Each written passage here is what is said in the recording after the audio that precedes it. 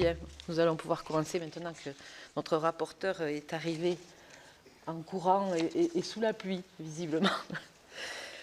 Mes chers collègues, dont nous voici réunis pour entendre aujourd'hui le point de vue des départements et des régions de France sur l'avenir des communes et des maires, le sujet de notre mission.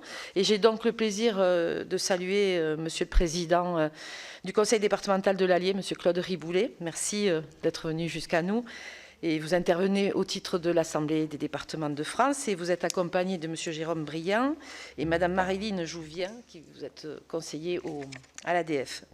Et en visioconférence, nous avons Monsieur Laurent Dejoie, qui est vice-président du Conseil régional des Pays de la Loire, qui interviendra pour Région de France. Je crois, si vous nous entendez, très bien. Bonjour. Bonjour. Merci aux collègues présents et fidèles toujours à nos auditions. Et vous êtes à chaque fois nombreux. Merci de nous accompagner dans ces travaux. Alors, messieurs, vos associations représentent les deux autres niveaux de collectivité territoriale.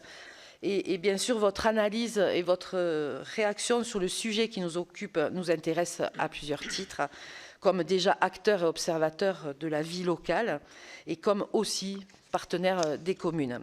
Aussi, ce qui nous intéresse aujourd'hui, c'est le regard que vous portez sur la situation actuelle des communes, sur leur place dans l'organisation territoriale et sur leur avenir. Cette mission a été déclenchée suite à un constat d'une tendance un peu préoccupante de nombreuses démissions depuis la nouvelle élection de 2020.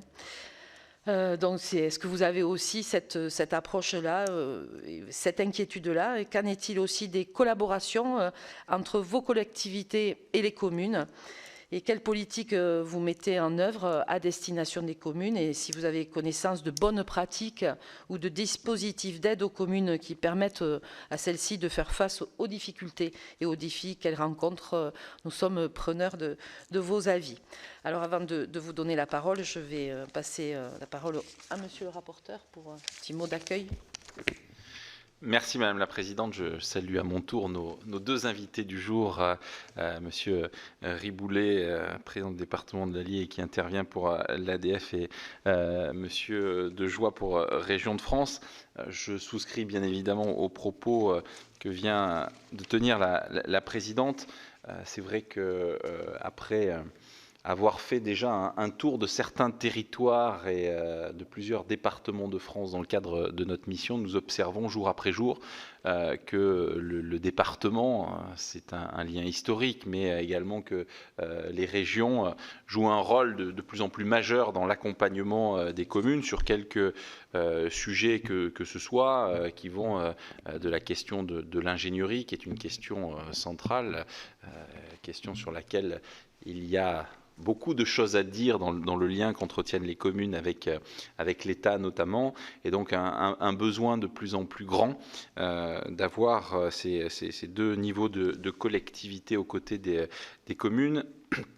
Et puis, dans la capacité aussi de prendre en compte des particularismes territoriaux dans un temps où on parle de plus en plus de différenciation. C'est vrai que, et on l'a vu, que ce soit dans la Somme, que ce soit dans les Vosges, en Haute-Garonne, nous étions encore dans l'Ille-et-Vilaine, les spécificités territoriales appellent de plus en plus l'accompagnement des communes par ces deux niveaux de collectivité, par des politiques contractuelles qui permettent de prendre en compte aussi les spécificités territoriales. Et c'est pourquoi nous sommes aujourd'hui ravis de pouvoir échanger avec vous, d'avoir votre lecture sur ces sujets. Et peut-être pourrez-vous nous dire dans vos propos respectifs quelle est votre vision du lien qu'il y a à renforcer, la nature du lien à renforcer avec les communes. Quels sont selon vous les sujets sur lesquels à la fois les départements et les régions doivent encore pouvoir travailler, et puis ce qui relève aussi du champ législatif et ce sur quoi vous êtes encore en attente. Parlions la semaine dernière avec le président Sauvadet d'un sujet qui est épineux et qu'il sera de plus en plus, c'est celui de l'eau, où on a besoin là aussi d'avoir une agilité très forte et encore une fois de savoir répondre aux problématiques territoriales et locales dans un temps où on annonce encore un été, un niveau de sécheresse parfois record. Voilà un petit peu ce que je souhaitais vous dire en propos liminaires, et puis après nous passerons bien évidemment la parole à l'ensemble des collègues qui sont ici et qui participent à cette mission d'information.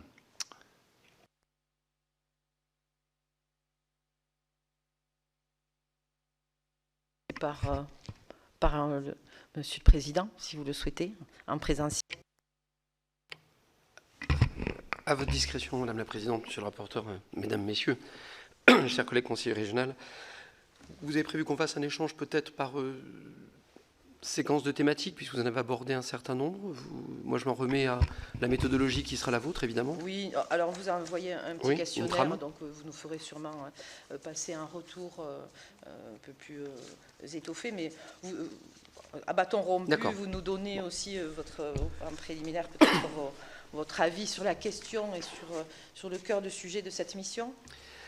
Alors d'abord, une remarque liminaire de sémantique sur l'intitulé même de la mission, l'avenir de la commune et du maire. Et je me suis interrogé en disant pourquoi il y a une dissociation entre la commune et le maire qui en fait sont parfaitement articulés. Est-ce qu'on craint que peut-être l'un disparaisse avant l'autre?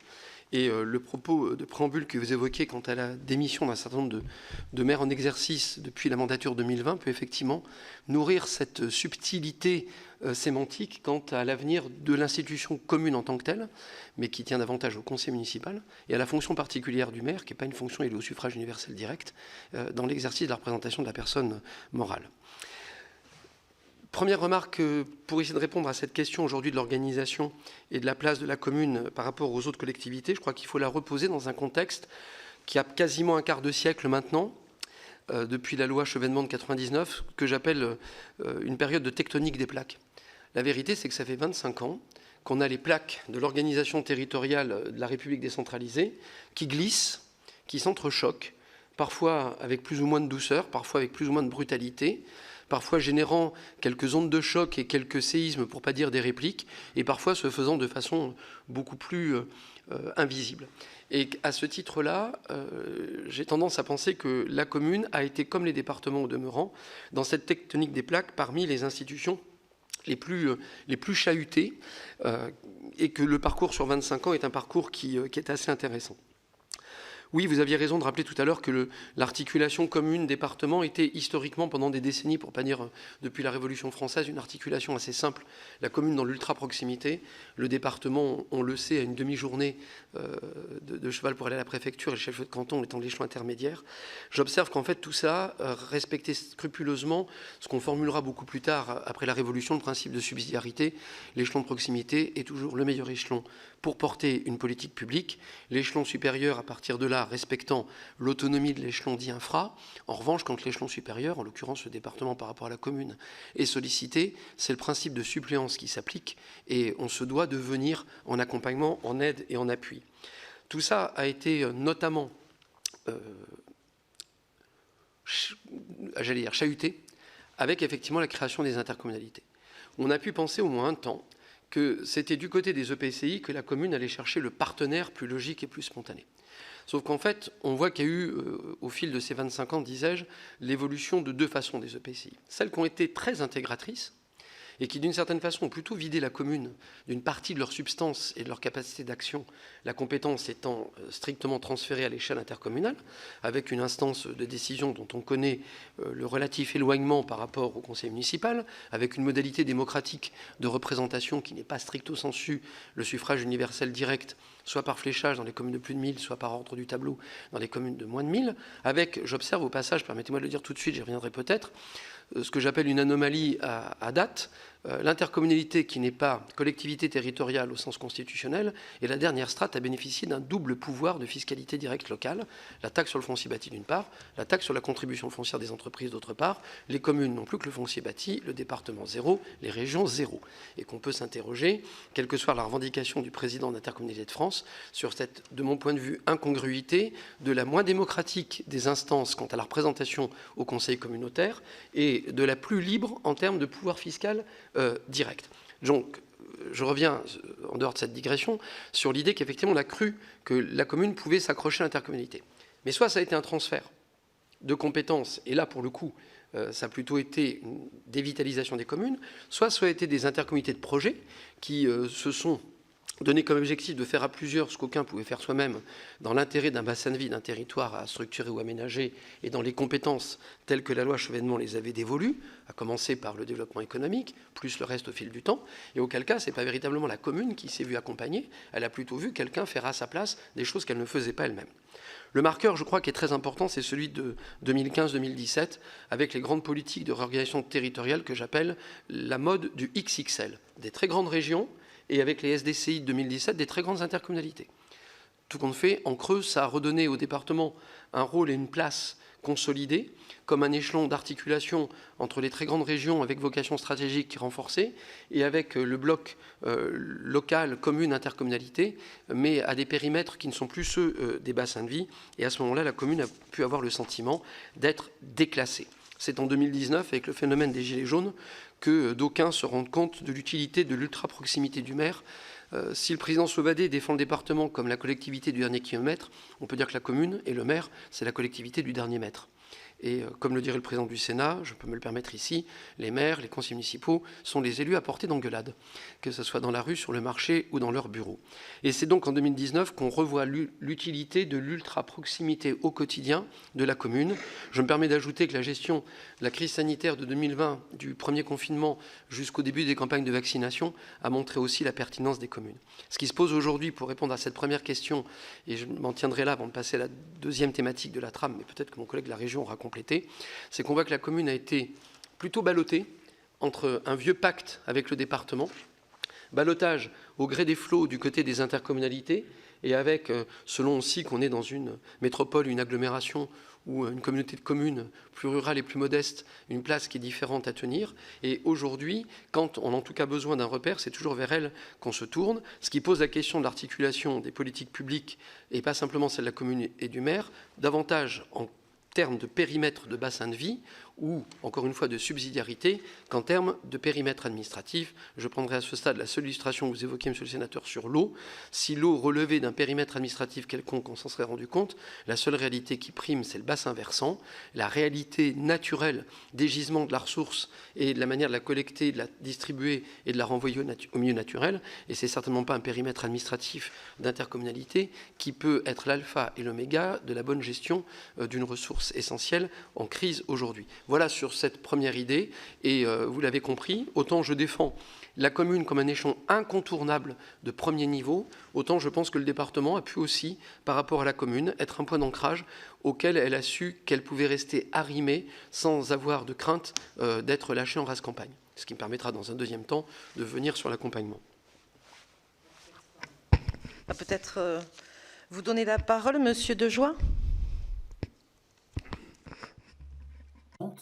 Monsieur le rapporteur, mesdames et messieurs les sénateurs, je suis très heureux de représenter Région de France cet après-midi, d'autant plus que mon parcours personnel me prête à beaucoup d'attention sur la question que vous posez. J'ai été maire de 1995 à 2014 de Vertou, une commune de 25 000 habitants dans la région nantaise qui touche Nantes, et j'ai été vice-président non exécutif de la métropole nantaise pendant cette même durée. Moi, je prends le titre de votre commission comme un signal d'optimisme pour la commune, puisque vous parlez de son avenir. Or, je me souviens que dans les années 2000, il y avait une tentative de ringardisation de la commune. J'ai même entendu des gens dire qu'il fallait substituer au triptyque commune, département, État, celui de l'intercommunalité, de la région et de l'Europe. Et ce mouvement de pensée, il a duré jusqu'au, comme le disait le président Henri Boulet, au fond, jusque les années 2015-2016 avec la loi NOTRe. Et puis, bien évidemment, comme chaque fois qu'il y a des excès, le rééquilibrage est intervenu. D'abord parce qu'il y a eu un constat, que la commune a été un échelon indispensable. Et ce constat, il a été largement accru par l'effet de la crise sanitaire, qui a montré l'importance du maire et de la commune comme premier échelon de la démocratie, et le rôle du maire lui-même, premier contact, alors à portée d'engueulade, à portée de baffe, selon l'expression qu'on veut utiliser, mais surtout premier contact pour le citoyen qui en manque tant aujourd'hui et qui se heurtent si souvent à un répondeur téléphonique ou à un questionnaire par ordinateur.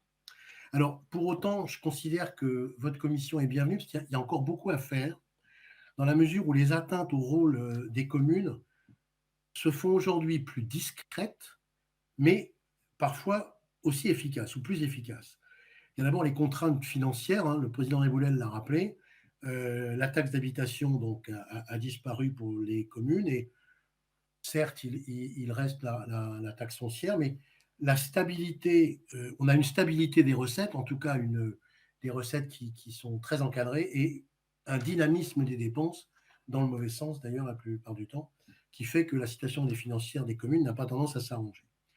Il y a la question des compétences où le mouvement est encore d'essayer d'orienter les compétences les plus stratégiques vers l'intercommunalité ou vers d'autres collectivités, et de maintenir par contre les compétences d'hyper-proximité, mais souvent les plus coûteuses, les plus difficiles à mettre en œuvre et les plus risquées, entre guillemets, au sein de la commune.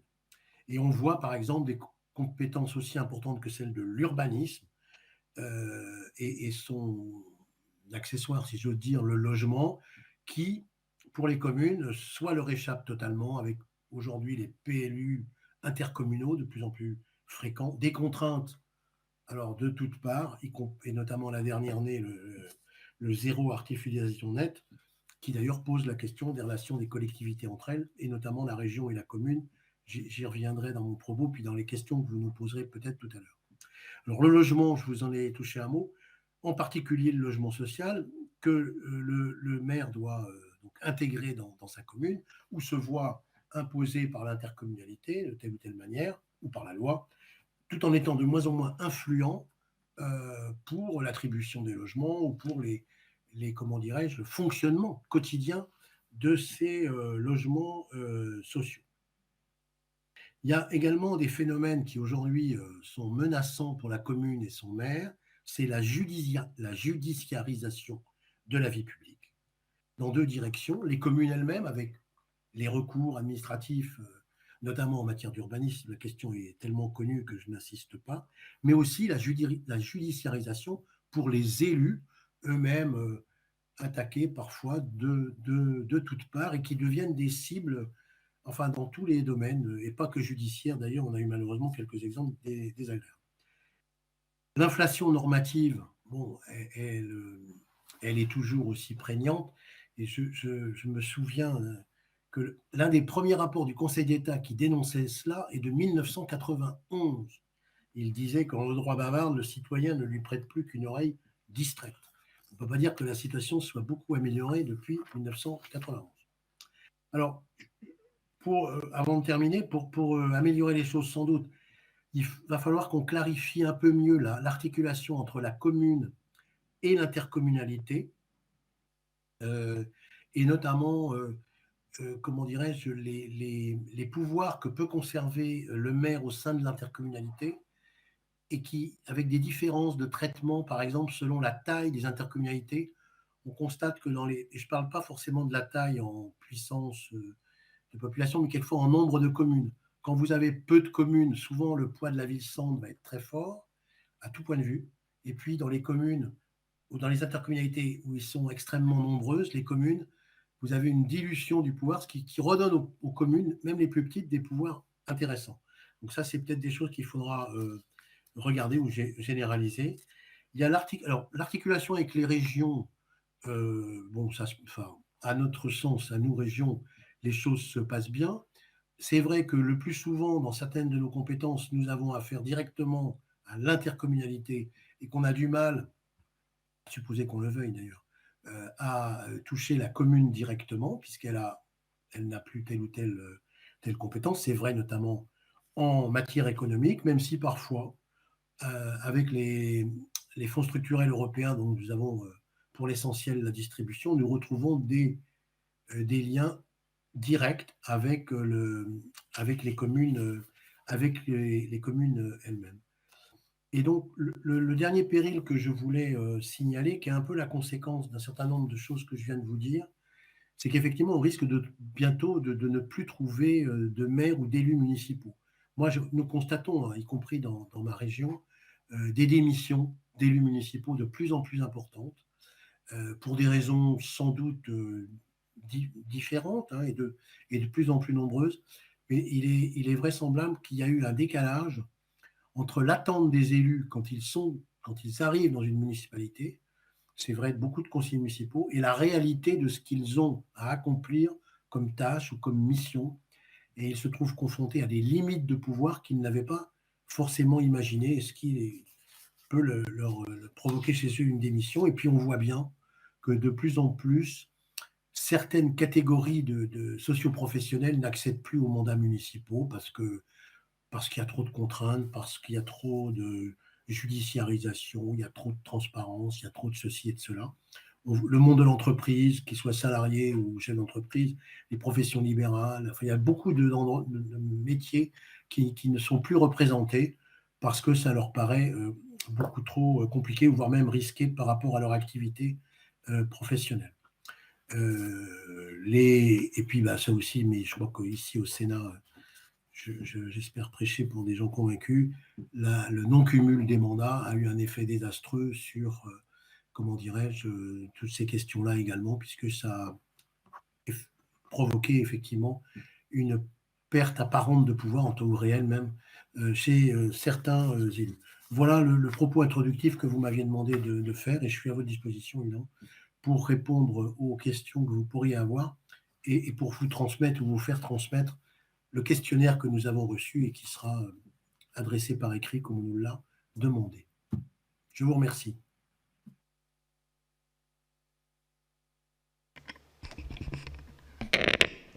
Non, ce qui est intéressant, merci déjà de votre contribution à l'un et à l'autre. Ce qui est intéressant, c'est de voir effectivement, et ça me permet, en écho à ce que disait le président Riboulet sur l'exercice de sémantique qui fut le nôtre au moment du choix de cette mission, effectivement, non pas nécessairement de distinguer le maire de la commune, mais ce que vous avez dit et l'un et l'autre, c'est qu'il y a eu effectivement, après que certains aient eu la tentation d'installer un couple à trois, intercommunalité, région et Europe, un retour par le prisme de cette notion de proximité qui est aujourd'hui revendiquée et sur laquelle nous essayons de faire porter un petit peu la réflexion, convaincus que ce soit le département, la région ou la commune, la volonté est de rendre un service, j'allais dire, à nos concitoyens, quel qu'il soit, quelle qu'en soit la compétence. Et c'est un constat que j'ai pu observer dans vos propos, sur lequel, encore une fois, nous essayons de faire porter la réflexion. Moi, j'avais une première question sur première partie de vos interventions.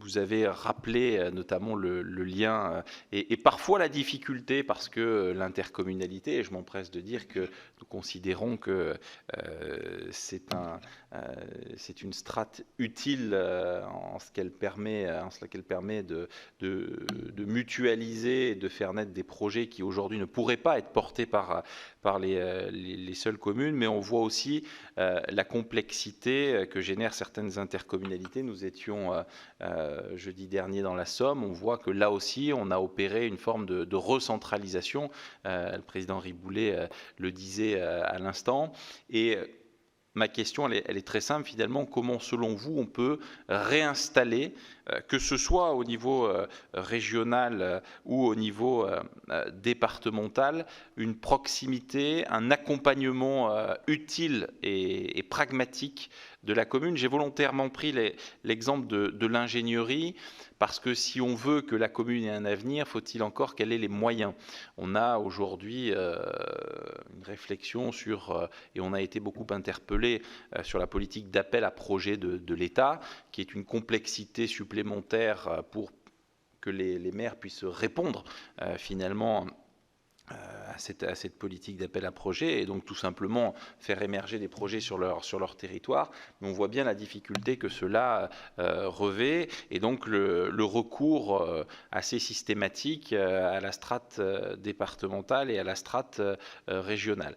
Et puis la deuxième question, tout aussi pragmatique et pratique, on voit bien la difficulté du lien aujourd'hui entre les collectivités et l'État, je dirais même plus entre la commune et l'État, alors peut-être un peu moins avec l'État territorial, mais dès lors qu'on est sur un échelon supra, notamment les directions régionales, on voit bien la difficulté et donc la tentation naturelle des maires à se tourner vers la collectivité départementale et la collectivité régionale.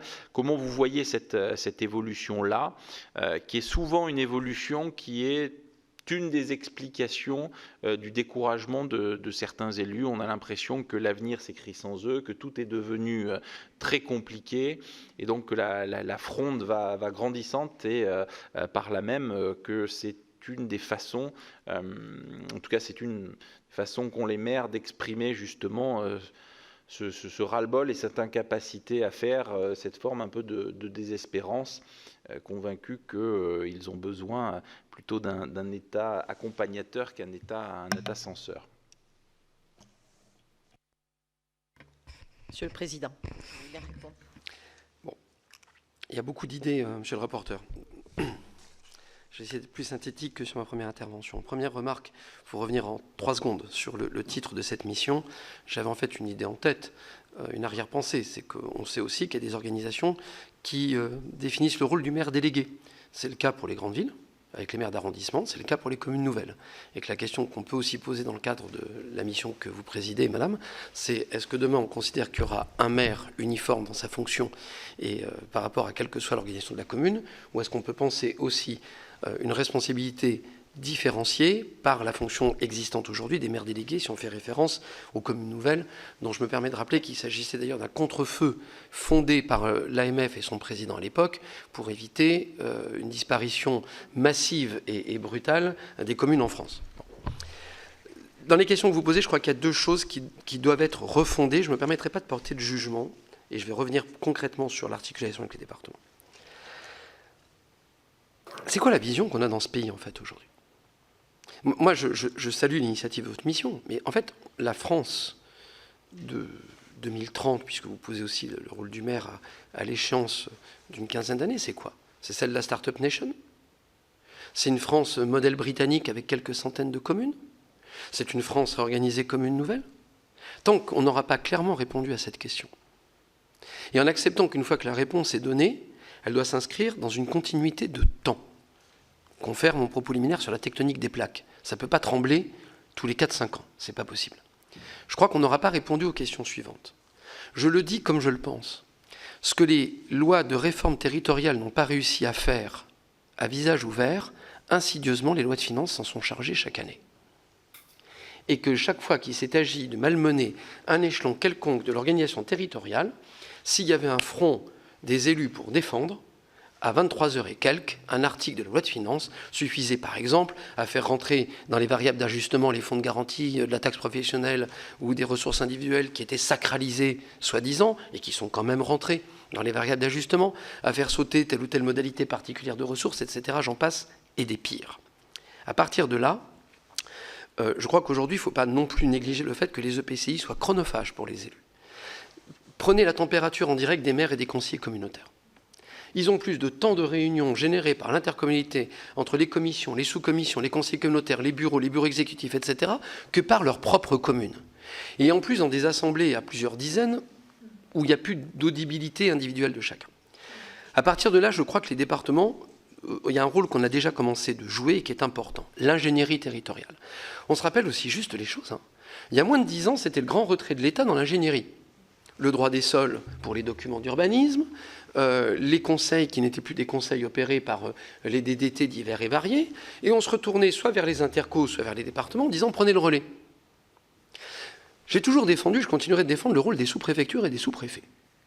Aujourd'hui, moi, je plains les sous-préfets et les sous-préfètes de ce pays. Quand on voit malheureusement le peu d'administration territorialisée de l'État qui le reste en sous-préfecture, alors qu'avant, on savait que c'était le premier guichet de soutien et d'appui du maire. Vous savez, moi j'ai été élu conseiller général en 2001, ça fait 22 ans. J'ai été conseiller municipal depuis 1995, adjoint, maire et président de département depuis 2017. Avant, je me rappelais très bien, on disait, le maire c'est le sous-préfet, son interlocuteur, ou la sous-préfète. Quand on était élu conseiller général, on avait accès au préfet. Et quand on était parlementaire, au ministre. Et aujourd'hui, les sous-préfectures sont dévitalisées. Donc là, on a vu aussi, suite au retrait de l'ingénierie de l'État au service des territoires, les départements ou les grosses intercommunalités. Et il y a une différence fondamentale entre une agglo bien structurée, bien capée, et une Comcom de 10, de 15 000, 20 000 habitants. Mais on a vu les départements prendre la main sur l'ingénierie. Vous avez à peu près 80% des départements qui ont des agences techniques, des pôles d'ingénierie, des syndicats mixtes, etc. Et puis patatras, l'actuel président de la République, dans son premier mandat, nous annonce le grand retour de l'ingénierie de l'État. Et ça s'appelle la NCT. Et dans son discours de juillet 2018, si je ne dis pas de bêtises, il l'annonce à l'échelle régionale. Surprise. Comme si la région était le périmètre, je ne parle pas de la région conseil régional, mais le périmètre des services déconcentrés de l'État le plus accessible au territoire. Et aujourd'hui, il faut qu'on clarifie qui s'occupe de l'ingénierie. Parce que je pense, et je rejoins parfaitement ce que mon collègue vice-président de région a dit, les besoins, la surnormalisation, les risques juridiques, les besoins des maires en matière d'ingénierie n'ont jamais été aussi importants. Deuxième logique, principe de suppléance que les départements exercent assez souvent, singulièrement dans les domaines santé sanitaire. Aide à l'installation de médecins, parfois même de vétérinaires en zone rurale. Madame la Présidente, Monsieur le rapporteur, vous connaissez assez bien ce genre de territoire, considérant vos départements d'élection. Donc je n'ai pas besoin de vous raconter les problèmes des vétos aujourd'hui. Bon. Principe de suppléance, les départements, ce sont eux qui l'appliquent. La réalité, c'est qu'heureusement que les préfets et les préfètes ne sont pas stricto sensu dans l'application de la loi NOTRe. Et que ce qu'on pourrait appeler l'espèce de clause de balayage de compétences générales, c'est-à-dire que quand plus personne s'en occupe, c'est en général au département qu'on confie la difficulté. Dans les faits, c'est heureusement beaucoup plus souple que dans le droit. Dernière remarque, évidemment qu'on subventionne et qu'on contractualise avec les territoires. C'est très variable d'un département à l'autre. Mais s'il n'y avait pas les subventions d'aide à l'investissement des départements pour les communes, il y aurait du mal. Moi, j'ai la prétention dans mon département de dire qu'on est le premier partenaire des communes et des territoires. Quand j'ai additionné les crédits de paiement d'aide directe aux communes, les contractualisations avec les intercommunalités, les subventions aux syndicats techniques, j'ai pas de problème pour rivaliser avec la DETR et la DSIL. Mais la réalité, c'est que ces financements-là, on les assume aussi parfois pour les intercommunalités. Je prends un exemple, depuis la loi NOTRe. L'immobilier d'entreprise. Dans le département que je préside, on a conventionné avec les intercos depuis 2016. En général, les subventions, c'est 80% payés par le département, dans le meilleur des cas, 20% payés par l'interco. Donc la vérité, c'est que le bailleur de fonds substantiel auprès des communes singulièrement et aussi parfois des intercommunalités, aujourd'hui, ça reste assez souvent le département. Ingénierie, soutien financier contractuel, suppléance parfois, rien de neuf par rapport à la subsidiarité. Monsieur le vice-président de Joie. Merci Madame la Présidente. Je pense, et je n'oublie pas que je m'adresse à des parlementaires, je pense qu'il faut faire respirer la relation de la commune avec son environnement. Je m'explique. Je pense qu'il faut intégrer dans la loi les dispositifs permettant d'aérer les transferts de compétences. On pourrait très bien imaginer que dans une agglomération, si la voirie est gérée par l'intercommunalité, un certain nombre d'éléments ne le seraient pas, ou qu'on puisse diviser la compétence conventionnellement entre la commune et l'intercommunalité. Je me souviens par exemple au moment de la création de la communauté urbaine de Nantes en 2001, tout le monde s'est aperçu, mais juste au dernier moment, que le tourisme était transféré automatiquement parce qu'il faisait partie de l'économie en général. Or, personne, ni le maire de Nantes de l'époque, ni les communes autour, n'avaient eu envie de le faire, sauf qu'ils n'ont pas pu faire autrement, puisque la loi imposait ce transfert. Donc, il y aurait peut-être un toilettage à faire dans la loi sur les compétences elles-mêmes pour pouvoir réinstaurer au sein de la commune un certain nombre de pouvoirs et de proximité dans la gestion de tel ou tel problème. Ça pourrait y compris s'appliquer à la collecte des déchets qui, dans les très grandes villes aujourd'hui, pose un certain nombre de difficultés. Il suffit de se promener dans certaines. Et puis, peut-être redonner au contrat, à la convention entre communes et intercommunalité, département ou région, de l'existence. Moi, je suis assez partisan du contrat. Un contrat, ça se discute, ça se négocie, et puis ça s'exécute. Et on peut très bien imaginer, entre personnes publiques, plus de contractuels. Aujourd'hui, la loi est omniprésente, elle enserre beaucoup de choses, et ça pose un certain nombre de difficultés. D'ailleurs, tout le monde a vécu l'anecdote d'un maire discutant avec un président de département ou un président de région d'un projet. On a dit, oui, ça c'est une excellente idée. Et sauf que quand chacun rentre dans son bureau, les administrateurs qui l'entourent ont très vite, comment dirais-je, fait de réduire cette idée à néant parce elle se heurte à telle législation, elle se heurte à telle difficulté, etc. Donc il faudrait remettre un peu d'air et d'aération dans tout cela. Et ça, évidemment, c'est la responsabilité du législateur et du gouvernement. Pardon, pour enfoncer l'idée du contrat que je partage, mais pleinement. D'abord, je vais faire une remarque. Les collectivités entre elles, on sait contractualiser, et notamment contractualiser en pluriannualité. Il n'y a que l'État qui ne sait pas faire. Alors, on va mettre de côté le volet territorial des contrats de plan et les contrats de plan, mais je vais prendre un exemple très précis. Alors, excusez-moi, je ne veux pas parler de l'Allier pour parler de l'Allier, mais c'est parce que c'est factuel. Bien avant les politiques petites villes de demain, le conseil départemental de l'Allier a créé un dispositif qui s'appelle Reconquête Centre-Ville, Centre-Bourg, qui s'adresse à toutes les communes. Le principe, 1 an d'études, 5 ans de mise en œuvre. 3 piliers non négociables, l'habitat, la vitalité, le cadre de vie. 80% de subventions sur l'étude si c'est l'Interco qui l'apporte, 30% de subventions sur les 5 ans de phase projet sur la globalité de l'enveloppe, sur une assiette éligible de 9 millions, donc jusqu'à 3 millions de subventions du département. Et projet par projet, on est très libre de faire les 30%. Ce qui permet donc aux communes d'avoir, le temps, mais pas plus d'1 an, de la vision stratégique de leur reconquête de centralité, et 2, la contractualisation d'appui financier du département pour la mettre en œuvre. Et l'État, il fait quoi? Moi, j'avais, dans mon département, la semaine dernière, j'ai accueilli l'ancien secrétaire d'État à la ruralité, le ministre Giraud, dans le cadre d'une mission sur Petite Ville de demain, avec sa collègue savoyarde de l'Assemblée nationale. C'est le seul message que j'ai fait passer. L'État encourage PVD, mais un peu d'ingénierie, quelques financements par le biais de la Banque des Territoires. Sauf que quelle commune peut s'engager dans un programme Petite Ville de demain sans avoir une visibilité au moins à 3 ans, des moyens budgétaires qu'elle pourra mobiliser en termes de subventions, en termes de dépenses? Donc je rejoins pleinement ce qui vient d'être dit sur les contrats, et autant les territoires entre nous on sait faire, autant l'État avec les territoires, moi je demande qu'une chose, je vais le dire très librement. Moi je défends, avant les questions de décentralisation, de différenciation, de tout ce qu'on veut, qui sont, excusez-moi d'être un peu trivial, du pipeau. Je défends une territorialisation des politiques publiques. On a besoin de services déconcentrés de l'État, efficaces et puissants et libres. Et on a besoin, les collectivités, de la même puissance et de la même liberté. Et laissons préfet, préfète, sous-préfet, sous-préfète, président, président de département, président, président d'interco, maire, être capables de territorialiser les politiques publiques. Concrètement, fongibilité de la DETR et de la DSIL. Laissons la liberté au préfet, en plus il y a le contrôle avec des parlementaires sur la commission DETR, de rendre ces 2 enveloppes fongibles s'il y a des projets sur le territoire qui justifient d'aller taper un peu sur une et sur l'autre des enveloppes. Permettons au préfet-préfète de consacrer une quotité de ces enveloppes pour être capable de contractualiser avec un territoire s'il y a des projets qui ne se régleront pas sur 1 ou 2 exercices budgétaires. Et ça, ce n'est pas des choses qui demandent 1 centime de plus à ce pays, c'est des choses qui demandent juste, comme il y a des lois de programmation, y compris pour les finances publiques, d'avoir une capacité à ce que l'État décentralisé et territorialisé puisse aussi programmer avec les territoires avec lesquels il est en contact. Donc je voulais vraiment insister sur ces logiques de contractualisation, parce qu'elles peuvent porter non seulement sur un objet, mais elles doivent surtout porter sur des moyens et des ambitions partagées dans un minimum de durée. Et c'est tout à fait faisable. J'ajoute, et j'anticipe la question suivante, différenciation, etc. Moi, je ne connais pas un seul exemple de la mise en œuvre de cette loi. Excusez-moi, je vais être provocateur. On a dit 3DS, on va différencier, etc. J'aimerais savoir qui, en France, a réussi à le faire. Alors peut-être parce que les élus n'ont pas osé demander la stricte application de la loi, mais j'ai l'impression qu'on nous a un peu calmés quant aux tensions post-loi NOTRe, et qu'en fait, aujourd'hui, je ne vois pas qui est capable de dire « Ok, j'ai pu véritablement différencier une politique publique à l'échelle de mon territoire ». Moi, je suis désolé, je ne le vois pas.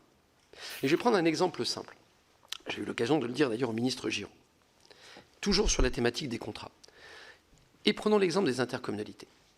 Et prenons par exemple l'exemple de Gemapi. Est-ce qu'on pourrait considérer qu'à un moment donné, quand vous avez la majorité dite qualifiée, vous savez, les 2/3 ou les moitiés de population, qui dirait dans un département, nous, on veut que ce soit le département qui porte cette compétence, quand bien même la loi nous dit de la porter, que sans avoir besoin d'appliquer 3DS et la différenciation, on puisse avoir un accord local qui dit si une majorité qualifiée des interco dit c'est plutôt au département ou alors plutôt aux communes, c'est pas forcément mon temps, d'appliquer la compétence, fût-elle donnée par la loi à l'EPCI, que tout simplement ça puisse s'appliquer. C'est-à-dire d'avoir une capacité de libre administration, pas seulement des collectivités dans lesquelles nous siégeons, mais de libre administration des collectivités entre elles. Et je pense, je me suis écarté de la copie de la feuille de route, donc excusez, je m'adresse aux collaborateurs de l'ADF. Mais je pense que ce sujet-là mérite d'être pensé complètement de façon nouvelle. Pas simplement la libre administration de la collectivité en tant que telle, mais la libre administration des collectivités, donc en fait à la vérité des territoires, entre eux. Là, il y a une nouveauté qui donnera de la souplesse. Digression qui n'engage que moi et pas l'ADF. Moi, j'ai toujours regretté le conseiller territorial. Pour au moins une raison, et c'est la seule que je veux développer. C'est que pour la première fois, c'était le même élu qui allait pouvoir décider dans sa double casquette ce que le département allait mener comme politique quand il siège au département et ce que la région allait mener comme politique quand il siège à la région. Cet élu peut-être un peu schizophrène, pour une fois, pouvait prendre le destin du partage des compétences en main sans que ce soit l'État central et la loi qui imposent à chacun « toi tu fais ça, toi tu fais ça ». Et j'avais l'habitude de dire le conseiller territorial, il a les pieds sur terre quand il est conseiller général et la tête dans les étoiles quand il est conseiller régional, les grands schémas stratégiques, les grandes visions d'avenir à la région, l'opérationnel concret dans le département. Mais au moins, c'était le même élu légitimement désigné par l'électeur qui disait ça on va le faire porter par le département, ça on va le faire porter par la région. Et on aurait tellement simplifié la question des compétences croisées, enchevêtrées, etc., parce que là il suffisait de faire confiance à l'intelligence et individuelle de ce conseiller territorial et collective des deux assemblées dans lesquelles il siégeait pour, à mon avis, fluidifier les relations qu'on pouvait avoir. Voilà, excusez-moi, c'est très personnel, mais je profite de cette mission pour partager cette réflexion avec vous. Nos collègues ont des questions à poser. Madame Cécile Cukierman, s'il vous plaît. Oui, merci pour vos interventions respectives. Je ne rouvrirai pas ici le débat sur le conseiller territorial. Je pense qu'il répondait aussi à une logique finalement de renforcer beaucoup plus l'échelle intercommunale, régionale et européenne, et que finalement je ne suis pas certaine qu'in fine, outre la fusion des individus et peut-être de la capacité d'un peu plus d'agilité, l'échelon de proximité qui est le département, on serait sorti vraiment grandi. Je ferme cette parenthèse, mais nous aurons d'autres occasions pour en reparler, je n'en doute pas. Voilà. Non, pour revenir sur le sujet de la mission et finalement du rapport, parce qu'aujourd'hui les deux collectivités existent, d'ailleurs avec des modes de scrutin différents, ce qui leur donne aussi, je pense, d'autres essences, même dans leur propre fonctionnement et dans leur rapport au territoire. Pour autant, vous avez et l'un et l'autre des compétences qui directement concernent les communes et le devenir des communes. Et quand je parle de compétences, je ne parle même pas de ce que vous avez évoqué l'un et l'autre, des volontés politiques de faire, et qui sont... même si nous critiquons souvent tout de même encore possible, l'un ayant pour la région l'aménagement du territoire, l'autre ayant pour le département cette grande compétence de la solidarité qui n'est pas que sociale, qui est également territoriale. Et monsieur le président du département le rappelait, tout l'enjeu, y compris de la maîtrise de l'ingénierie territoriale indispensable pour les communes, mais pas seulement. Donc moi, je voulais vous interroger sur comment est-ce que l'un et l'autre vous vivez cette complémentarité, et peut-être que pour le maire d'ailleurs, quoi, il me semble, et en tout cas pour discuter avec ceux de mon département, comment est-ce que l'on repense des rapports collectivement mais c'est ce qui était un peu évoqué sur la libre administration entre collectivités, très certainement, qui n'est pas un rapport, entre guillemets, de poupée gigogne, qui ferait qu'il y a la commune, le département, la région, donc dans un sens ou dans un autre, mais finalement plutôt un triangle. Excusez-moi, je ne dis pas que c'est intelligent la comparaison que je fais, mais d'un triangle qui fait que, in fine, tout le monde est lié, et finalement, pour un même territoire donné, l'on a besoin, alors avec contrat parfois parce qu'il y a besoin de visibilité et de sécurisation financière, ça nous en sommes, je crois, toutes d'accord, mais au-delà de ça, d'une capacité, en tout cas, qu'aurait le maire à aller de l'un à l'autre et de l'autre à l'un de façon beaucoup plus fluide que dans un sentiment un peu systématique, et je ne fais offense à personne ici, mais qui finalement, pour beaucoup de maires, est... Quand c'est pas trop compliqué, j'interpelle mon conseil départemental parce que malgré tout, et même avec les réformes des cantons, etc., je le connais encore, et en tout cas, il est présent chaque week-end, je vais le dire ainsi. Quand c'est un peu plus complexe ou que j'ai besoin d'ailleurs d'un peu plus, je vais aller voir la région. Et d'ailleurs, parfois même avec une solennité un peu, même si tout ce petit monde, on se connaît et on se voit tous dans les mêmes lieux, mais quand on fait venir le conseiller régional référent de son territoire, il y a je sais quoi, voilà, je le dis avec mes mots, mais il y a aussi une petite solennité supplémentaire, comme si on s'adressait à un échelon au-dessus, alors que, in fine, et on le voit les uns et les autres, et d'ailleurs sans faire offense, on a sur des projets parfois un financement plus important de la région, parfois plus important du département, et finalement les choses sont beaucoup plus souples.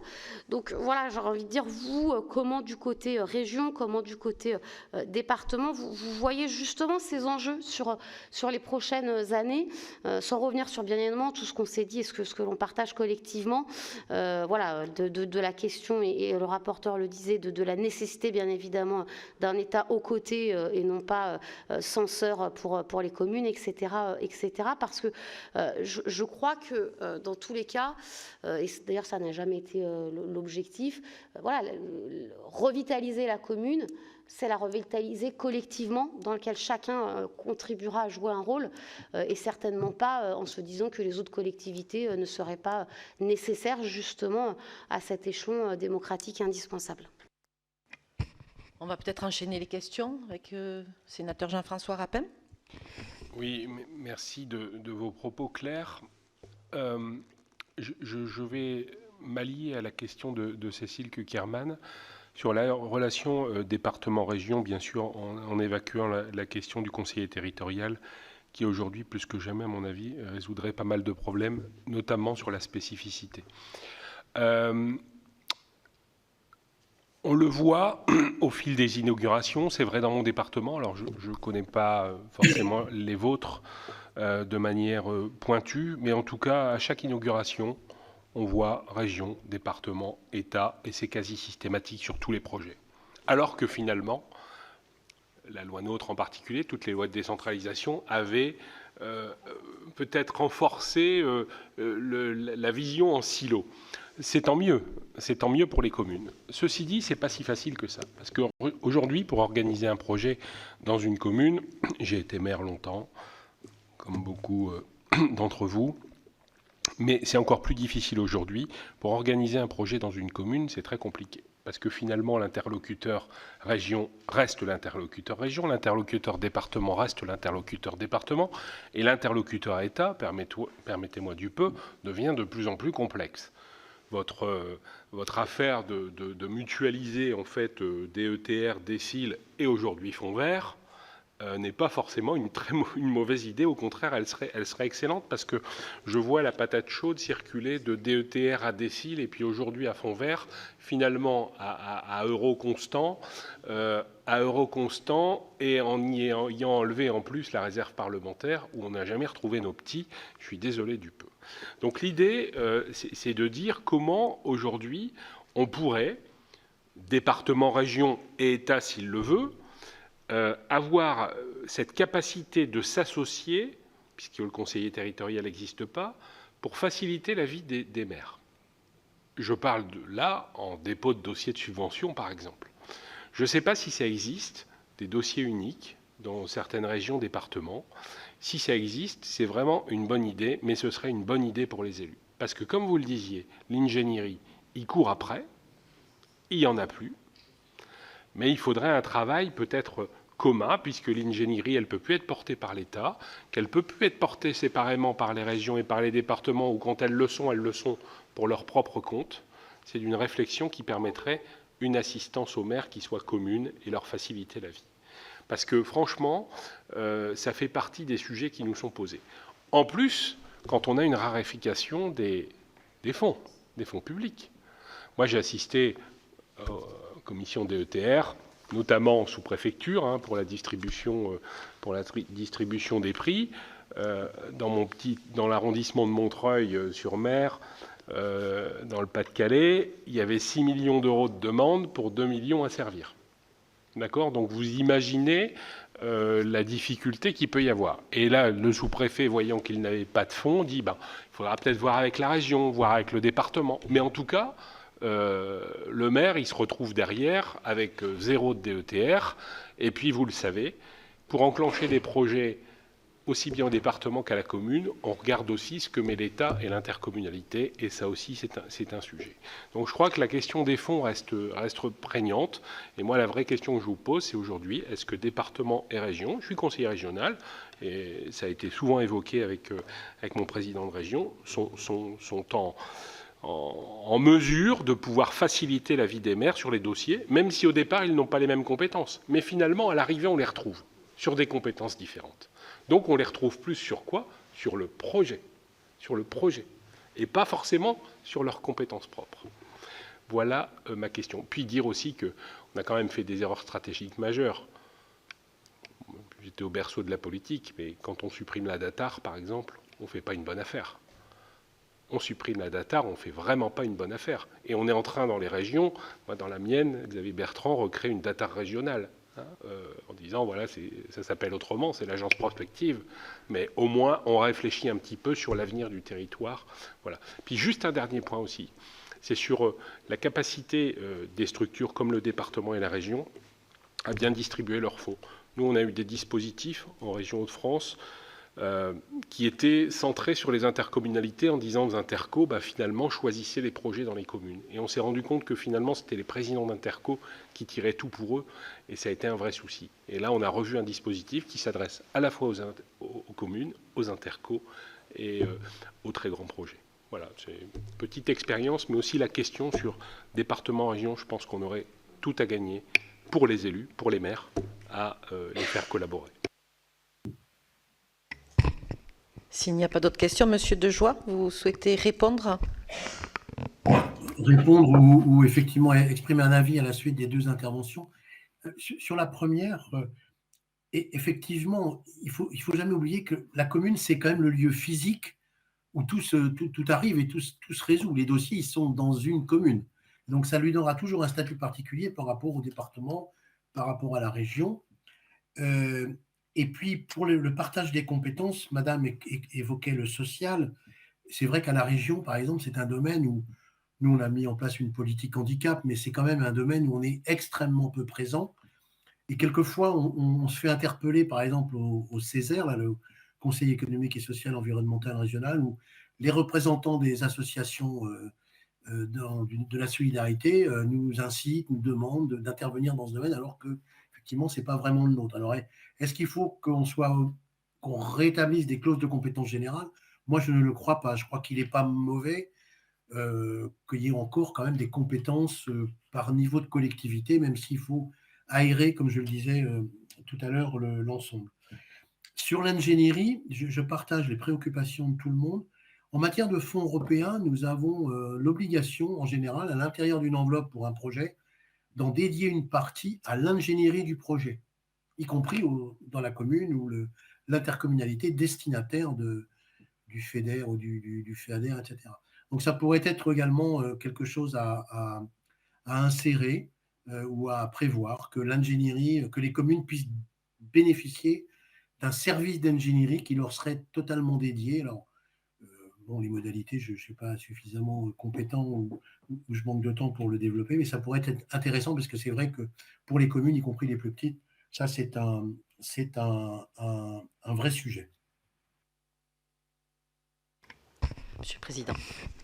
Oui, avec plaisir. Bon, beaucoup de choses ont été partagées qui sont passionnantes. D'abord, je note avec plaisir, sénateur, que finalement, dans vos propos, ce qui était censé avoir disparu depuis la loi NOTRe, les financements croisés, est revenu d'une actualité quotidienne totalement admise. Et à la limite, je m'en réjouis, sénatrice Kugerman, c'est un peu le sens aussi de ce que vous disiez sur où est-ce qu'on va taper pour avoir les sous.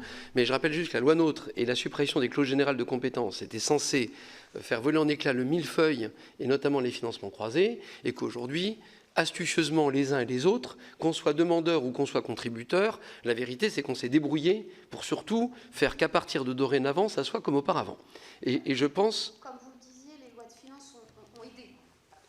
Je me permets, mais comme vous le disiez très bien, on peut faire la loi, mais la loi de finances est aussi des fois une vérité qui a encouragé à faire surtout bien comme avant pour continuer de mener les projets. Je suis bien d'accord.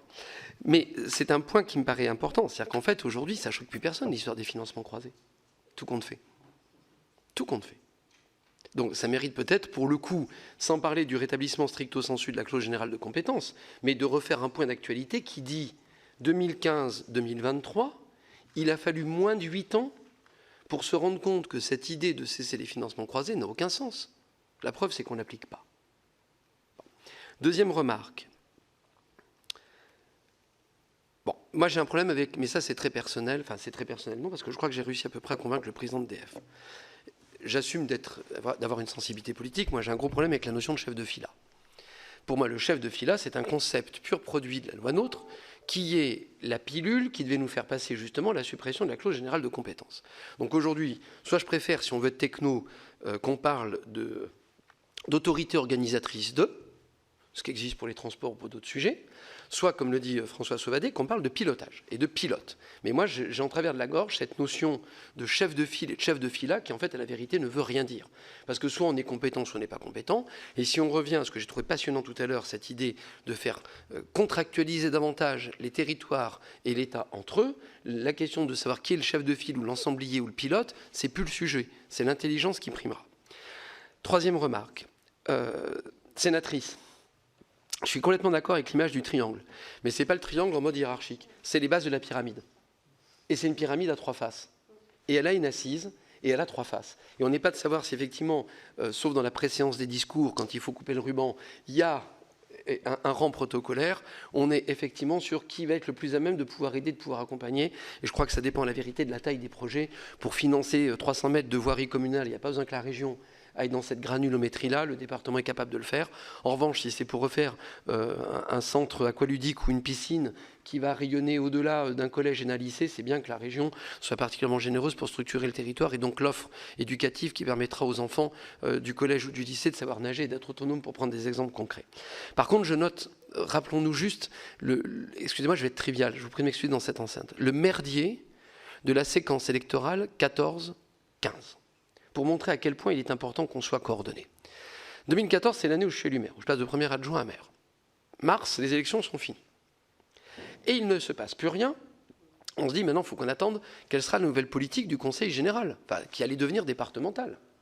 Donc on a attendu mars 2015. Donc au niveau des communes, entre mars 2014 et mars 2015, on attendait que la séquence départementale soit faite. Et sitôt que la séquence départementale de mars 2015 est passée, on se dit, ah oui, mais maintenant la région va décider quoi? Et là, pas de bol, c'était décembre de la même année. Et donc on a encore attendu la fin de l'année 2015. Et la vérité, c'est que les régions n'avaient pas forcément toutes au 1er janvier les choses complètement claires. Donc en fait, il a fallu attendre la fin du premier semestre 2016 pour qu'on ait vraiment la visibilité à tous les niveaux, les axes prioritaires et stratégiques des régions, les axes stratégiques des départements et les communes qui moulinaient dans la semoule en attendant que les partenaires, notamment financiers, soient dans les starting blocks.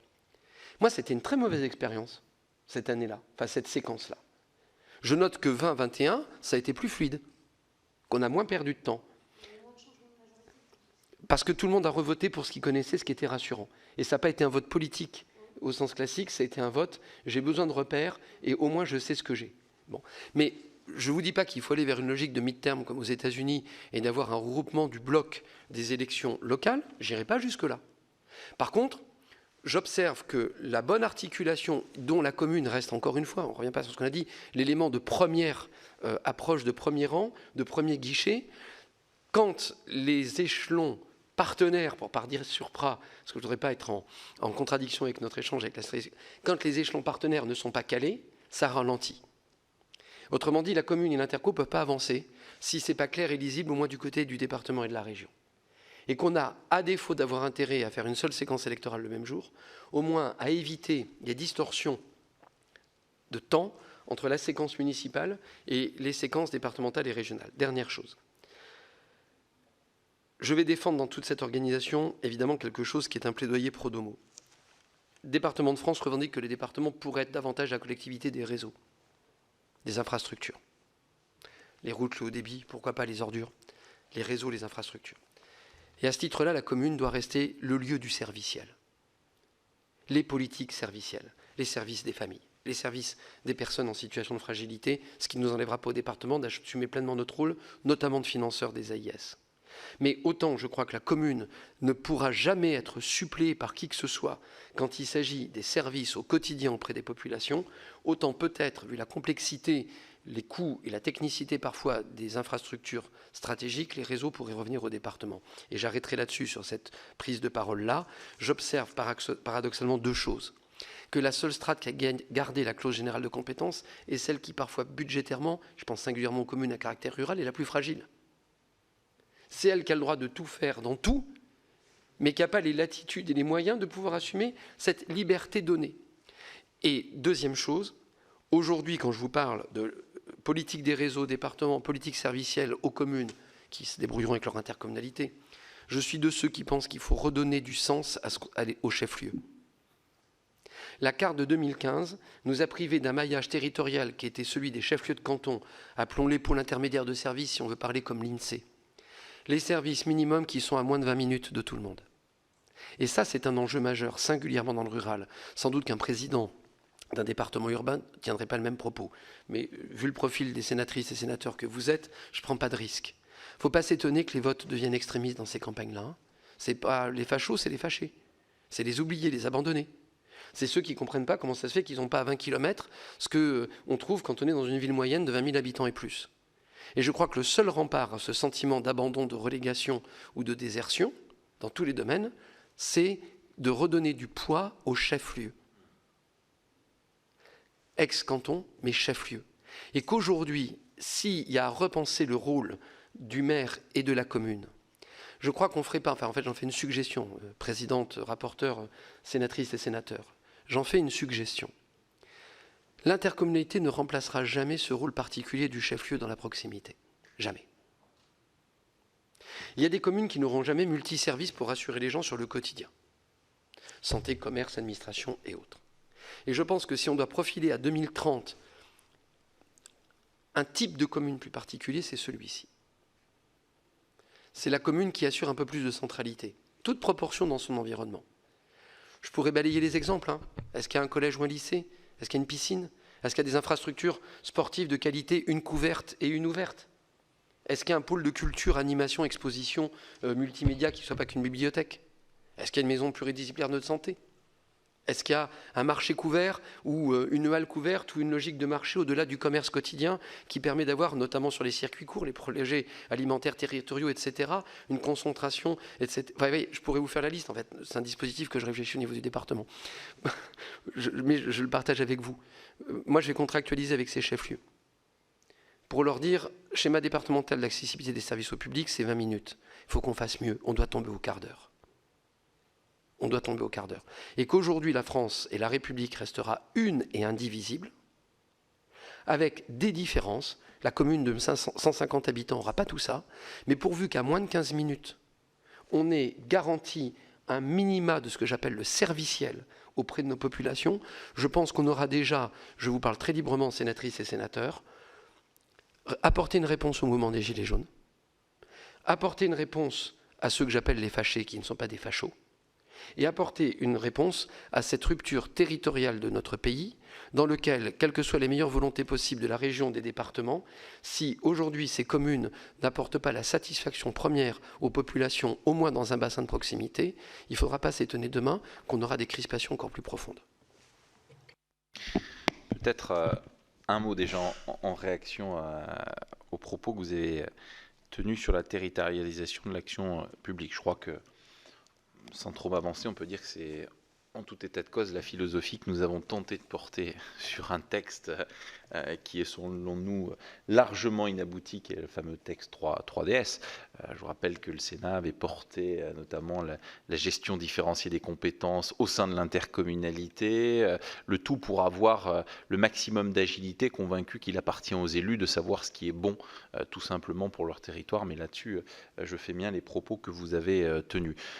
Idem sur la question des enveloppes de l'État. Moi, je vais plus loin que vous. Je pense qu'il ne faut pas que ce soit le préfet qui aille piocher. Il faut fondre ces dispositifs. Il faut faire à l'échelon des départements des pactes au niveau de l'État, ce qui a pu être fait dans certains départements qui connaissent des difficultés profondes, je pense notamment aux Ardennes, mais la réalité, elle est évidente.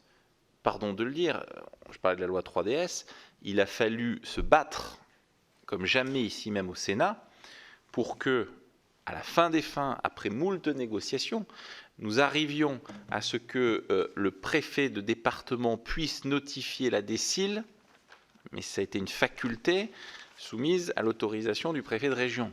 Vous imaginez où on en est. La réalité, elle est tout autre. C'est exactement comme les financements croisés.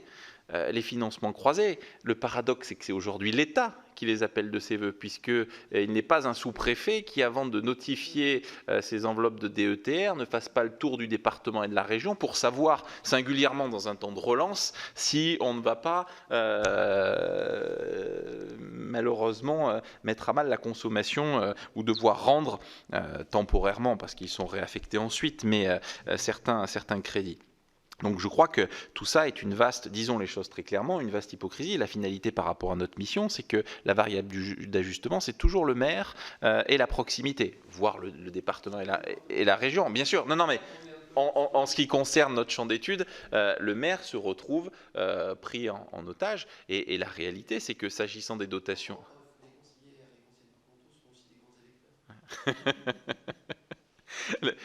La réalité, c'est qu'on parlait tout à l'heure de la question de l'eau. Aujourd'hui, puisque les agences de l'eau ont décidé de ne plus financer les communes isolées, c'est très souvent les départements qui y vont. Et c'est parfois, c'est le cas dans mon département de l'Ardèche, la DETR qui prend à sa charge des crédits qui ne sont plus assumés par les agences de l'eau. Donc on voit bien que tout ça, finalement, mériterait d'être largement revisité. Moi, la vraie question qui se pose, c'est fort du constat que nous sommes en train d'opérer, c'est-à-dire que rien ne se fera demain sans l'accompagnement par les départements et par les régions de la strate communale, voire intercommunale. La vraie difficulté, c'est que les différentes évolutions en matière de fiscalité ont mis à mal, et on l'évoquait avec le président Sauvadet, mais on n'ose pas imaginer ce qui malheureusement risque d'arriver, une chute des DMTO, parce que les ressources des départements se verraient particulièrement affectées, et donc l'investissement, parce que la grande différence pour moi, et je le dis très clairement sans embâche, la véritable différence entre l'ingénierie qui peut être faite par la région et le département, ou l'ingénierie qui est faite par l'État, Petite Vie de demain, Action Cœur de Ville, c'est qu'on pense l'ingénierie, on pense le projet, mais derrière, fermement, il n'y a plus de financement, si ce n'est épisodiquement un peu de DETR, mais rien ne se fait, Action Cœur de Ville, rien ne se fait sans les collectivités. Et c'est quand même un véritable problème dans l'approche qu'on peut avoir de l'ingénierie, mais une ingénierie qui a vocation à déclencher du financement derrière. Et donc mon propos, et on le voit d'ores et déjà, c'est que vous avez entre 15 et 20 départements aujourd'hui qui sont dans des situations financières qui les empêchent finalement de faire cet accompagnement, qu'on aura peut-être demain des scénarios assez identiques s'agissant des régions si on ne pense pas cette question de la péréquation. Et ça, c'est une question que je vous pose à tous les deux, c'est comment vous voyez, parce que vous avez fait référence tout à l'heure au discours du président de la République. Moi, j'ai le souvenir du lancement ici même au Sénat en juillet 2017 de la Conférence nationale des territoires qui avait une des vocations, c'était de poncer la péréquation, faire en sorte que justement on puisse avoir une péréquation. Au-delà de ça, on n'a pas eu de péréquation, on a eu les contrats de Cahors. Ce n'était pas nécessairement ce à quoi nous attendions, ni ce à quoi nous aspirions. Donc c'est demain, quelle péréquation? Et encore une fois, moi je reviens à la question initiale, mais si on veut faire en sorte que, et vous l'avez fort justement dit, on ait une territorialisation de l'action publique, et c'est peut-être le seul bémol que je mets par rapport au propos, c'est que pour moi, la déconcentration, elle a un sens profond. C'est qu'aujourd'hui, on le voit bien, le schisme dans la territorialisation, c'est qu'on a très souvent une déconcentration qui n'est pas aboutie, parce que vous avez à juste titre rappelé le rôle essentiel des sous-préfectures. Quand je vois, et je le dis, qu'on réouvre, nous étions dans la Somme, des sous-préfectures sans y mettre de moyens humains, sans y mettre de personnel, vous ne ferez absolument rien avec cette forme-là de la déconcentration, une déconcentration qui est obligée systématiquement de se référer à l'échelon des directions régionales de l'État. Donc on voit bien l'inertie face à un besoin d'agilité des collectivités, et particulièrement des maires, et on l'a vu à l'occasion de la crise sanitaire et du Covid, on a besoin d'avoir une réactivité très forte. On l'a du côté des collectivités, on l'a trop peu souvent vis-à-vis de l'État, dès lors que ce sont des décisions qui échappent au préfet de département ou au sous-préfet, et qui renvoient à un périmètre de l'action publique des services déconcentrés de l'État qui échappe au périmètre départemental. Donc, encore une fois, on voit bien, et c'est pourquoi moi j'aimerais bien avoir votre vision sur péréquation, et ce besoin, si on veut véritablement avoir une action, je vais dire, déconcentrée, ou en tout cas territorialisée, d'avoir, j'allais dire, peut-être une nouvelle étape de déconcentration accompagnée d'un réarmement de l'État territorial, singulièrement dans les sous-préfectures. Monsieur le vice-président, vous voulez répondre sur la péréquation? Sur la péréquation, moi je ne suis pas du tout opposé à cette idée de péréquation, puisque je veux dire, l'unité de la République, de la nation, nécessite effectivement qu'on puisse travailler extrêmement bien sur cette question. Mais moi, je vais même un peu plus loin, parce que nous sommes confrontés, alors c'est vrai que c'est peut-être une particularité dans l'ouest de la France, à ce que les dotations, quelles qu'elles soient, qui nous sont accordées, les bases qui permettent les calculs, etc., sont souvent faibles, pour des raisons qu'on n'arrive jamais à comprendre. Et si on pouvait avoir, du côté du ministère des Finances, une meilleure lisibilité sur les calculs de toutes les sommes que l'État attribue dans les territoires, quand il s'agit de sommes qui sont calculées avec des bases et des coefficients, hein. Je ne parle pas des autres sommes qui sont accordées sur un projet particulièrement, eh bien, ce serait extrêmement intéressant d'avoir une meilleure transparence sur tous ces calculs-là. Après, pour la péréquation, effectivement, le problème est de trouver les bons périmètres pour l'appliquer et de bien se mettre d'accord. Et là aussi, que les discussions entre ceux qui sont partis à la péréquation puissent s'imposer à l'État. Moi, j'ai le souvenir, il n'y a pas si longtemps que cela, que au sein de Régions de France, toutes les régions s'étaient mises d'accord sur un système de péréquation qui permettait notamment à ma région, au Pays de la Loire, d'être plus avantagée sur une certaine politique et une certaine somme. Et malheureusement, le ministère des Finances n'a jamais accepté l'accord unanime des 13 régions sur cette péréquation que nous avions modifiée ensemble. Donc ça reste toujours soumis à l'autorité de l'État et du ministère des Finances d'ailleurs. Monsieur le Président.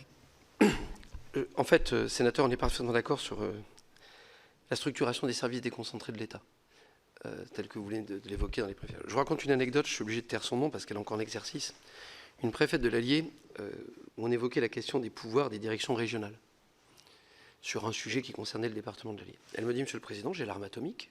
Je dis, pardon, Madame la préfète. Oui, la délégation de signature. Et alors?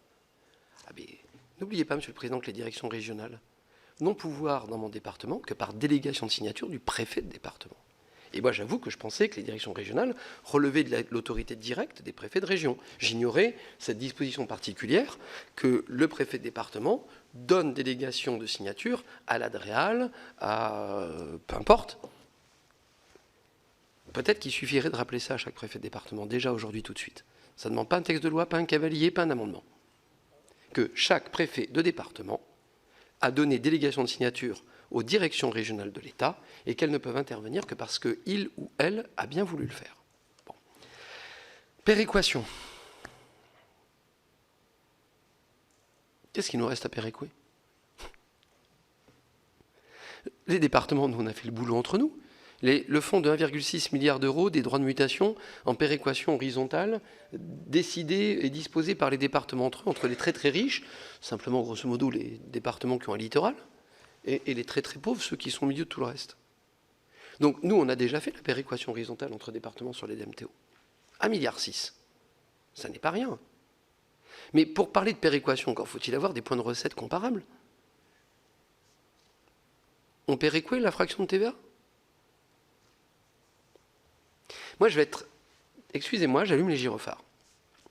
Je vais me lâcher. Je vais vous causer 30 secondes de la fraction de TVA. En 2022, ma notification définitive de ma fraction de TVA qui remplace mon foncier bâti, je l'ai reçue au 15 octobre.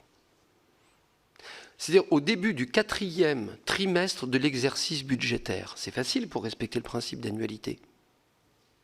C'était plus 8 millions. Tant mieux.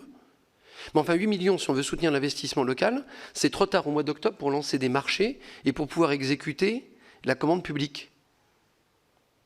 Et puis, je viens de recevoir, là, un courrier qui me dit, tout compte fait, c'était un peu surévalué, votre deuxième couche d'octobre. Il y avait 900 000 de trop. Donc, on va vous les corriger sur la fraction de TVA 2023. Non, mais on est où? Les départements n'ont plus aucun pouvoir de recette. On est 100% tributaire des dotations de l'État. Et le dit État nous dit, bon ben, en mars-avril, je vais te dire à peu près ce que tu auras, mais tu seras vraiment sûr qu'en octobre. Mais c'est pas exclure qu'en janvier d'après, je te dise que je t'en ai trop filé. Non mais c'est quoi ça? On est où? Et par contre, quand j'ai un contrôle de la Chambre régionale des comptes, c'est ce qui était le cas ces derniers temps, quelle est la première chose qu'on me demande? Où est votre PPI, où est votre PPF? Mais moi j'ai dit au magistrat, mais qu'est-ce que vous voulez que je vous fasse comme plan pluriannuel de quoi que ce soit? Je ne sais même pas, au début du 4e trimestre de l'année, combien j'aurai réellement d'argent ou pas à dépenser. Alors, monsieur le sénateur, j'aimerais qu'on parle de péréquation pour de vrai, qu'on commence déjà par parler de stabilité. Bon. Deuxième chose, j'ai annoncé la couleur, je vais être désagréable. Allez, comparer le budget de toutes les régions de France au budget du plus gros département du périmètre régional ou de la plus grosse métropole, après avoir défalqué les fonds européens. Voilà. Alors effectivement, le budget des régions n'est pas un budget qui est marqué par une rigidité de la dépense, contrairement au budget des départements. Parce que quand on a payé les solidarités humaines, on est quasiment à 60% de rigidité, personnel compris. Les régions ont beaucoup plus de souplesse budgétaire. Mais excusez-moi, chers collègues conseillères et conseillers régionaux. Je vais parler du passé, comme ça ne choque à personne. Dans le temps, la région Auvergne n'avait pas de force de frappe budgétaire plus forte que le département du Puy-de-Dôme. Je pense que sur notre région, puisqu'on a au moins 3 à en être, si on compare le budget de la région, 4 milliards, mais il faut retraiter les fonds européens, à la métropole de Lyon ou au conseil départemental de l'Isère, je pense que la force de frappe, elle est kiff-kiff. Si vous prenez les Alpes-Maritimes et la métropole d'Aix-Marseille par rapport à Provence-Alpes-Côte d'Azur, bon, donc on va juste reposer les choses. La réalité, c'est que le budget des départements, des métropoles ou des régions, quand il s'agit de puissantes métropoles ou de puissants départements, ça se tient. Excusez-moi d'être un peu indélicat, mais il faut rappeler les choses. De même que quand on parlait de fiscalité, je vais battre ma coulpe. Hein. La vérité, c'est quand on avait une fiscalité avec une autonomie, on était sur la marge d'ajustement. On n'a jamais levé les impôts pour aller chercher 30, 40, 50 ou 60 millions d'euros pour faire des projets. C'était pour aller chercher 2, 3, 4, 5 millions, histoire d'équilibrer, de boucler les choses sans dégrader l'épargne. Donc je ne suis pas en train de vous dire que je ne veux pas retrouver une capacité de fiscalité, mais je suis en train de dire qu'il ne faut pas non plus qu'on exagère les élus locaux. Notre fiscalité ne servait pas à aller chercher des dizaines ou des centaines de millions d'euros. Elle cherchait à faire les marges d'équilibre. Bon. Quand j'ai dit ça, il faut peut-être nous simplifier les lignes de recettes. Moi, je ne sais même plus combien j'ai de recettes différentes dans mon budget de département. Parce que tout s'est empilé, a été bricolé au fil des compensations, des accords de Matignon sur les AIS, des modifications de fiscalité, de ci, de ça. Enfin, on devrait avoir dans l'absolu 3 lignes. Une dotation de fonctionnement, une dotation liée aux compensations des politiques qu'on assume pour le compte de l'État, que ce soit les communes comme les départements, les solidarités pour les uns et les proximités de services publics pour les autres, et puis une dotation d'investissement. Et puis effectivement une capacité d'autonomie budgétaire après. Mais aujourd'hui, ce n'est pas normal que j'ai 7 ou 8 lignes, un bout de TSCA, de la TSCA pompier, de la TSCA décentralisation, de la DGF, du ci, du ça. Enfin, c'est hallucinant. Enfin, si on n'a pas fait inspecteur général des finances, on ne sait plus équilibrer le budget d'une collectivité. Quand est-ce que l'État français se donne, pardon, quand est-ce que la République française, parce que étant de l'allié, l'État français, sens particulier chez nous, quand est-ce que la République française sera simplement capable de redonner à ces collectivités un principe de confiance, comme l'État fédéral allemand. Les Länder ne sont pas tous égaux. Les budgets en Allemagne ne sont pas exactement les mêmes. La distorsion, elle existe. Sauf qu'à ma connaissance, quand un territoire dit « là, j'ai besoin » et qu'il se tourne vers l'État fédéral, il a une réponse crédible et de confiance. Aujourd'hui, c'est un des problèmes de notre pays, quand une commune se retrouve vraiment face à une difficulté, ou alors par rapport à un projet qui sort de l'ordinaire, idem pour un département ou pour une région, et qu'elle frappe à la porte de l'État en disant « là, c'est pas que je viens vous habituer, c'est pas pour payer, mais non. Là, il y a vraiment besoin. » Est-ce qu'il y a une réponse? Mais jamais. Retrouvons déjà ce principe même de confiance entre les territoires et la République. Et je termine, pardon, parce que j'étais très long, mais je vais aller jusqu'au bout de ce sujet-là. Philosophie de l'impôt.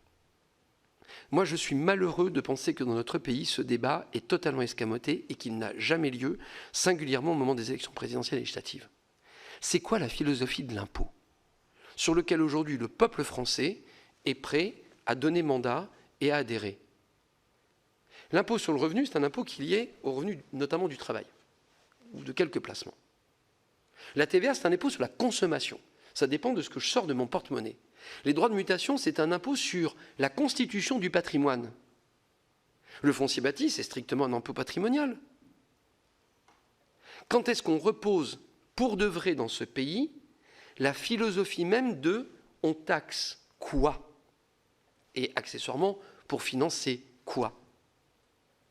Parce que c'est bien beau de dire on supprime la TH, puis on pique le foncier bâti département pour le filer aux communes, puis on leur fait un coup de TVA. Mais la TVA, elle est inodore et incolore. Personne ne sait quand il fait ses courses combien il a payé en euros absolus de TVA pour remplir les caisses de l'État et une partie de l'Europe.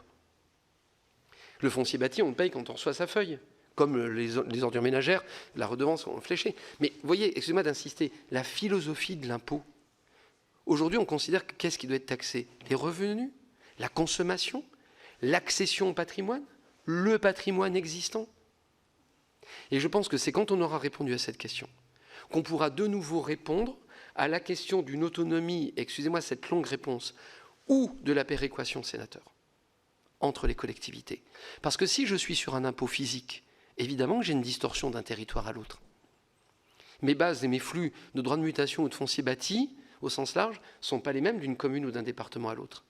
Si je suis sur la consommation, c'est la même chose. Donc elle ne peut être que nationale. Si vous comparez le produit de TVA du département de l'Allier au département du Rhône ou de l'Ardèche ou à quelque autre département, mais c'est déjà péréqué. La consommation dans ces territoires-là, elle n'a rien à voir avec la consommation dans un département rural. Donc la question de la péréquation, excusez-moi, mais c'est une non-question, puisque c'est déjà par nature un produit de fiscalité qui de toute façon n'est pas égal d'un territoire à un autre, mais pas plus que les droits de mutation, pas plus que le foncier bâti.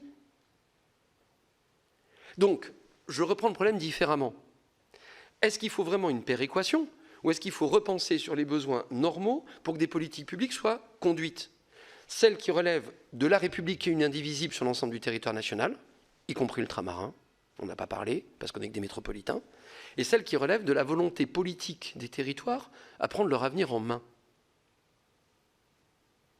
Dernière remarque, sauf erreur de ma part, on n'a jamais autant prélevé d'argent dans ce pays et on n'a jamais autant dépensé d'argent public historiquement. Communes, intercommunalités, départements, régions, agences de l'État, État. Et je crois, ou j'ai le sentiment qu'on n'a jamais eu autant d'insatisfaction de la part des Françaises et des Français par rapport aux services publics et aux services rendus au public. Comment est-ce qu'on en est arrivé là? Moi, je n'ai pas vu les budgets ni des collectivités ni de l'État être en décroissance ces dernières années. Ils sont toujours globalement en augmentation. On a rajouté des strates, on a rajouté des prélèvements. A priori, on dépense tout ce qu'on reçoit. Je n'ai pas le sentiment non plus qu'on capitalise et qu'on thésaurise. Et jamais on n'a eu autant d'insatisfaction. Donc, je me lâche, mais ce n'est pas la péréquation le sujet aujourd'hui. Parce que péréquer, toutes les recettes de produits sont par définition inégalitaires d'un territoire à l'autre. Par définition. Sauf si on me donne la bonne fiscalité dont on est certain qu'elle est en juste proportion, parfaitement, justement, ajustée au territoire. C'est-à-dire la bonne assiette qui ferait que d'un territoire à l'autre, personne ne puisse dire « ouais, c'est anormal ». Moi, je reformule comme ça la question de péréquation. Le jour où on a une fiscalité ou un produit dont chaque territoire, quand je dis territoire, c'est aussi bien une commune qu'un département qu'une région, peut dire « ouais, ça c'est juste, ça correspond bien à ce qu'il faut ». Sauf à trouver ça, la péréquation en fait est un sujet permanent. Apporter un bémol, mais après on pourra en discuter pendant très longtemps. Vous avez pris l'exemple de l'Allemagne, exemple très intéressant. La Bavière, qui produit une richesse, c'est plusieurs milliards qui sont péréqués sur le land de Berlin chaque année. Vous avez parlé de la métropole de Lyon, et c'est 3,9 milliards de budget.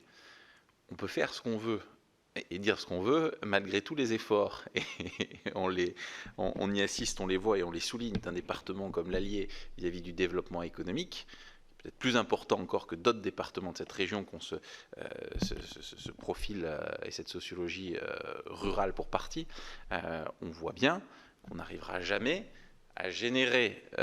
Et donc, pour moi, la péréquation, c'est aussi demain de s'interroger si là où on produit... Moi, je ne parle même pas d'impôts au niveau national et de redistribution. Je dis qu'à un moment donné, je vais prendre un exemple sur la question du versement mobilité, par exemple.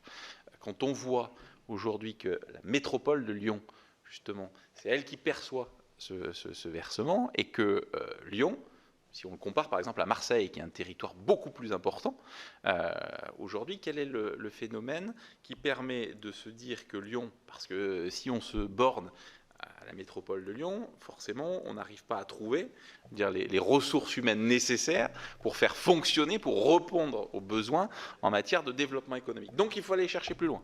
Peut-être même dans l'Allier, peut-être en Ardèche assurément, dans la Loire, en Isère. Et donc il faut bien penser les transports à une échelle qui est supra-métropolitaine. Et donc, c'est ce que j'appelle aussi une forme de péréquation. Oui, on est d'accord. On est d'accord. Et c'est bien là où je pense que la péréquation, elle se pense aussi. Vous avez parlé de territorialisation de l'action publique, elle se pense aussi, et là ça nous ramène à l'objet de notre étude qui est celle des communes, à l'échelle des territoires. Parce que sinon, j'ai peur malheureusement, et je faisais référence et écho tout à l'heure aux 15 ou 20 départements qui se trouvent aujourd'hui dans des situations budgétaires assez exsangues, on dira, qui n'ont pas les capacités de porter cette forme de... Parce que à l'époque, il y a 30 ans ou 40 ans, la péréquation, elle était pensée à l'échelle départementale, essentiellement. Essentiellement. Pour partie. Quand le département a la capacité de péréquer. Voilà. Donc c'est cette péréquation, moi, que j'évoquais. C'est-à-dire comment, à l'échelle d'un territoire, pas nécessairement en repensant par le niveau ou national, donc c'est-à-dire supra-territorial, on arrive à penser les territoires. C'est l'exemple des pactes entre métropole et territoire qui sont mis en place et dont on voit, on en parlait la dernière fois à Toulouse, qu'ils sont pour partie efficaces, mais pour une grande partie, j'allais dire, assis sur des choses assez cosmétiques. Et qu'il va falloir quand même que ces mannes-là, elles puissent irriguer. Quand on parle du ruissellement, on sait très bien que ça ne se fait pas tout à fait naturellement. On a beaucoup travaillé sur la métropole de Clermont, par exemple. Dès lors qu'on est en dehors ou dans la métropole, on n'a pas nécessairement le même accompagnement. Alors, bien sûr, si on rapporte à l'individu, aux résidents, aux citoyens, mais quand on parle d'investissement public, là, la relation est assez différente, quoi. Et la métropole, pour moi, en tout cas, elle doit irriguer un peu son territoire, l'interland ou le territoire interstitiel, quoi.